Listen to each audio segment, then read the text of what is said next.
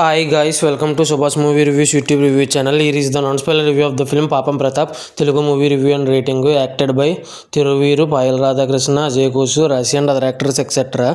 Already Razor and mortal Kombat 2 reviews ఇచ్చాను, check చేయండి.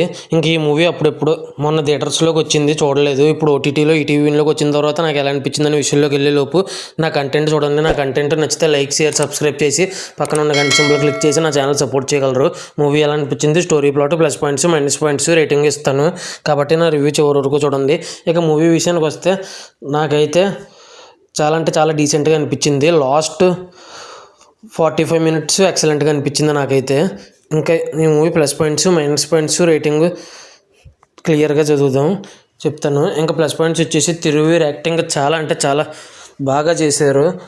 రోజుకి యాక్టింగ్ ఇంప్రూవ్ అవుతుంది. కొన్ని ఎక్స్ప్రెషన్స్ అయితే భలే వచ్చింది నవ్వు. ఇంకా హీరోయిన్ పాయల్ రాధాకృష్ణ గారి విషయానికి వస్తే ఈ యాక్టర్ కూడా చాలా అంటే చాలా బాగా చేశారు, మంచి వైఫ్ క్యారెక్టర్ కింద. ఇంకా ఆ తర్వాత వచ్చేసి అజయ్ ఘోష్ గారు ఉన్నారు.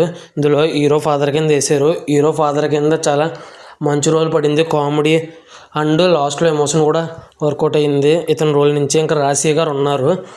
ఈవిడ దగ్గర నుంచి కూడా ఒక ఎమోషనల్ సీన్ ఉంది.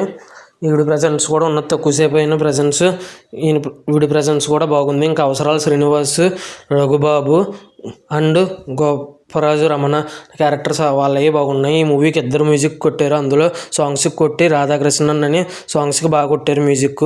ఇంకా ఆ తర్వాత వచ్చేసి సురేష్ బొబ్బిలి అని బ్యాక్గ్రౌండ్ స్కోర్ కొట్టారు. బ్యాక్గ్రౌండ్ స్కోర్ కూడా బాగా కొట్టారు ఈ మ్యూజిక్ డైరెక్టర్ కూడా. ఇంకా డైరెక్షన్ వచ్చేసి ఎస్పి దుర్గా నరేష్ అని. సినిమా డీసెంట్గా ఉంది. లాస్ట్ 45 మినిట్స్ ఎక్సలెంట్గా అనిపించింది నాకైతే. ఇంకా ఈ మూవీ మరి చాలా దారుణమైన నెగిటివ్ రివ్యూలు ఇచ్చారు థియేటర్లో రిలీజ్ అయినప్పుడు. మరి అంత దారుణంగా అనిపించలేదు నాకైతే.